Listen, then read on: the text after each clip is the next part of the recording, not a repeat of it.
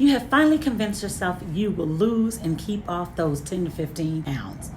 How many times have you told yourself this or heard other people say it? In fact, how long have you actually been repeating these very same goals?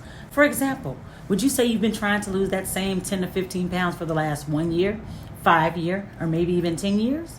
You've probably tried everything from fad diets to aggressive workouts and perhaps competitions. And I'm curious to know how it's all worked out for you. I can tell you with certainty that since I owned and managed a fitness and nutrition business for 20 years, I know that most people have been able to attain results, but not many have been able to sustain them, and I'm guessing that's your problem too. But have you ever asked yourself why you haven't succeeded at this long term?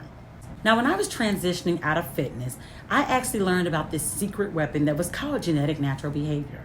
What I didn't know is that behavior is the fixed, never-changing traits that we have. That's why we call them genetics. We inherited this behavior as our neural pathways were being developed up to the age of 3 years old. So yeah, before you could speak, you had an innate behavior.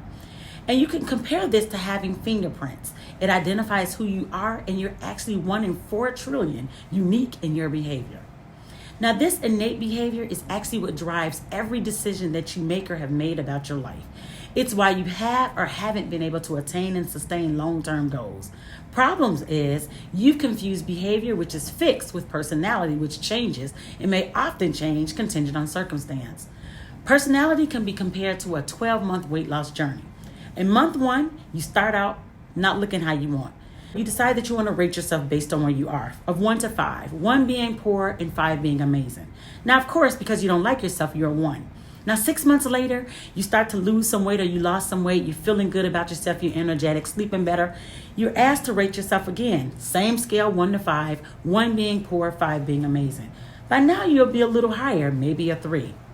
Now, let's just say in your 12th month, you've reached your goal. You've lost the weight. You're feeling good. You're fitting into your favorite jeans. You're sleeping at night and you're asked to rate yourself again. 1 to 5, 1 being poor, 5 to being amazing. This time, I'm sure you're going to rate yourself at least a 4 or a 5. That's how personality works. As your experience, education, environment, values, and beliefs change, so does it.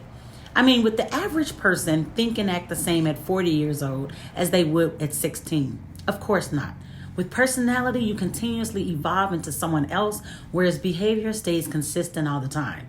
It's this consistent behavior you need to tap into. Remember, it's your secret weapon, so it can help or hurt you. That's why it's important to uncover and understand and use what you've learned about yourself to change or modify your outcome, meaning get those results long term.